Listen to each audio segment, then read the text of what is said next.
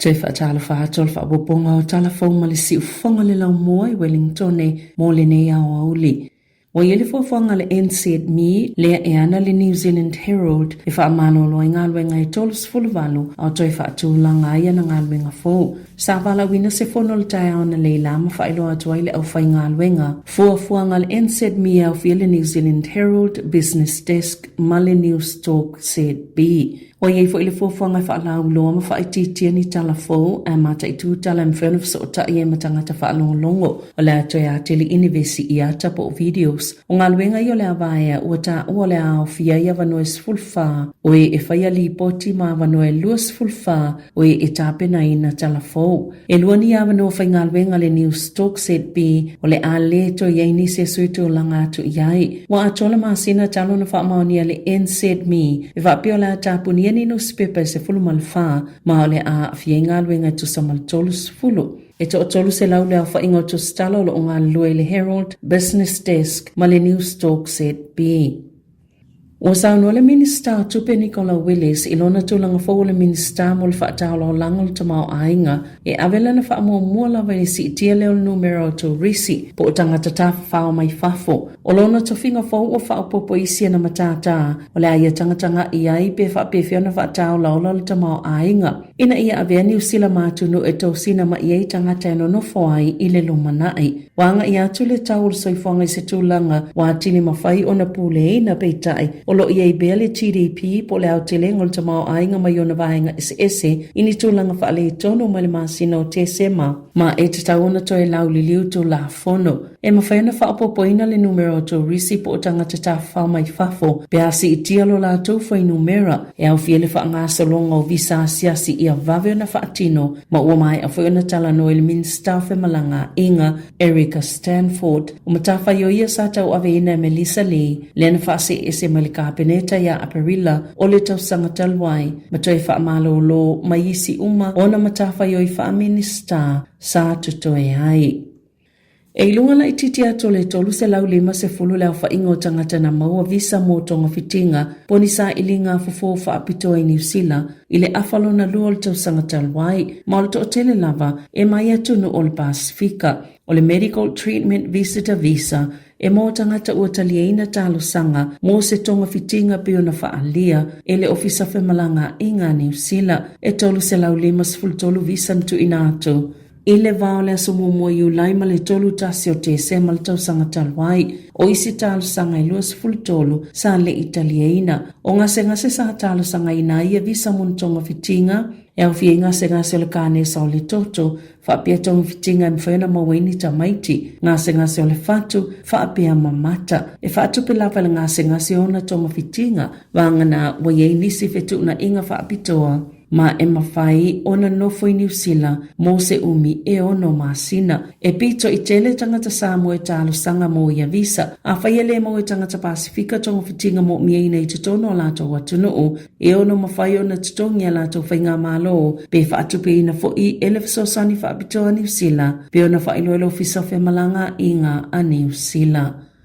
Ua whaaleo le popole ngau se whaala potupotonga o whai masui o fōma I a New Zealand. O nau se whaai o ngā sui o le soifua maloloina e whaatupe I vaping kits. O nau a awhianga I le soifua maloloina. Sa whaasilasila le malo I le aso a olumana I le tausanga fōu. La matau na tu ina atu ni me whaongaine le vaping I au nanga o ngā lulue. Po vaping kits I au nanga o ngā lulue tau while ulaula tapaa. E whesosani I tangata ina ia tu ule ulaula o se vaenga o le fōfuanga o le smoke-free lua whelua lima. Na whaalia le Minister langolango soifua maloloina Casey Costello wa whaiale ngā yoinga ina ia mawhai ona tu ina atu I tangata ulaula. Nisi mea whai ngā luenga e whesosani atu waile ulaula tapaa o le amawe tangata se masini vape whaata se mani nicotine pots mo le masina atoa I tutono le tolu masina ai o le a muli ei bea ma le langolango mai au nanga ia o le a whaatautaya le ngā luenga e whaafaina e mawalunga toa I lava wanoa le tau fio leu laula tapaa. Mo tanga tai whaongaina au o nanga fisosani tuwai leu laula. Ma ua whaalia fo ele sui minister o le nei fuafuanga o le ama waile au nanga ua ye manisi mea whai ngā wenga. E fisosani tuwai leu laula. Peitai o le popolenga o foma i New Zealand ua whaatupeina ele malo ni o loa au noa mani suenga si tele. E mawai ni mau mani whaamauninga e mawhai o na fisosani nei mea whai ngā wenga po vaping kits i tangata ina ia tau fia ila lato laula. O saililinga ia na whaia Sāmoa wai e la ititi se tūlanga manuia o polokalame vaping e tuwai leu laula. E na o le 10% o tangata na le toi laula ina ua umona awai i le polokalame.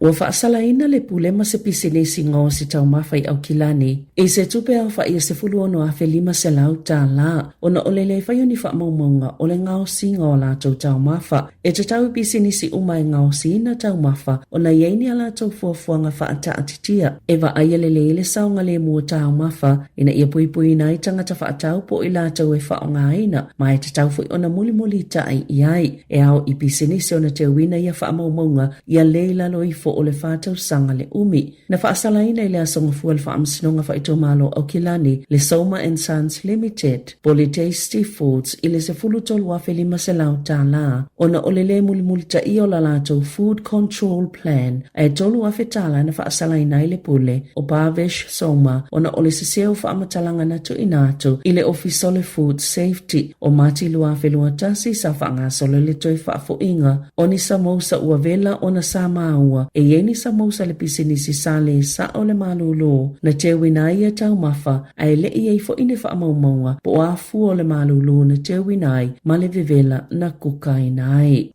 Ua te amai le whale mai se pepe i Northland na manu atinga ai na lo na ulu le masina taluai a o whaanga solo i peso su e ngā leo pe na whaapefeo na manu le pepe e 5 masina le matua na ave le pepe le whale mai daka viol i lea solo sfulvano te se manu a whelua wha a o a fialo na uli na manu anga o ngaunga ma toi ave muli ai i le whale mai o tamaiti le Starship i au kilani na tawe sa tini Shane pio mau whangarei sa talanoi le aingo le pepe au whaawa pia suenga o lo mata i tue leo mea na tutupu i lea soluas fuluvalo te sema o wala au leo i so se tangata o sila fia ni whaamatala i lea mata upo ina ia o atu pe whaafsota i atu fo i le telefoni tasi o 5 po o lunga i upenga ta whailangi ale ofisa.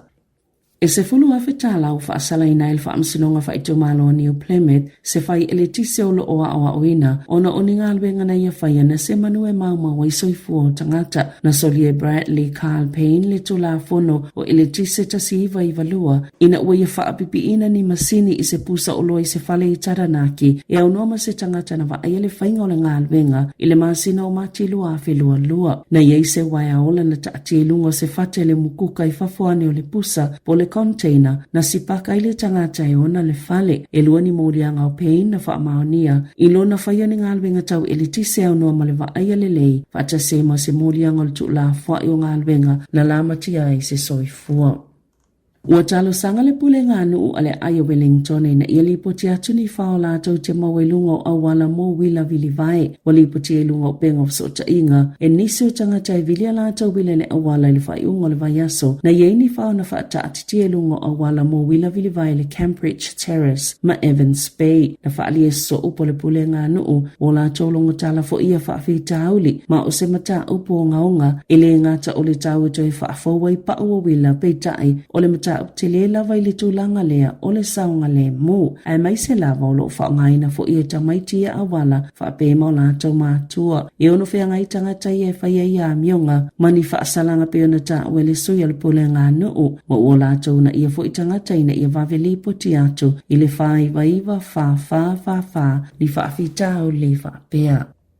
Wa tali le pule no one le soni isa saunoanga le Presidente for the United States of America Donald Trump e whaapeo America na vailuaina le atom po ni mea pitosili one ni i o se elemeni e mawhai o na ola pe maua. O Sir Ernest Rutherford one le soni New Zealand na iaulua i vailuaina pe whaata abeina le atom i le tausanga tasiva tasifitu le University of Victoria i Manchester i Engelani. Pe tae le taimela saunoanga Presidente Trump i lona whaatautonga fonga na ia whaangai na i lea mata upe whai mawhaata i tainga a o ia tō laulawina ni matati ana ulua i ausia le United States na whaalia le pule no one le Sonio Nick Smith i lunga upenga of so tainga le whaate ia o ia le whaalonga atu le moli maua Trump o na o lea whaayayanga e whito i tonu le alo pito silo na lawi loa ne le Soni o Sir Ernest Rutherford na paua lea la tau te mana na o e whaasao whaamomongo tala whaasolopito pe ona sao no le pule nuu e te tauna mita tangata o ne le Soni whaapia ni sila i te langa na ausia Rutherford ili tasiva tasfitu ile avea matangata mua na ia vailua ina pe whaata ape ina le atom mai fia whailo atu ma le anganga whaaloalo i tangata Amerika le amoni pe ona sauno le pule nu o ne le Soni o Rutherford na maliu le vai tau o le tasiva tolu sfulu na whaia ina le whailongo le Nobel Prize i le chemistry ma olona ta sailunga le tupepe paselau tala talo mai le tasiva i valua.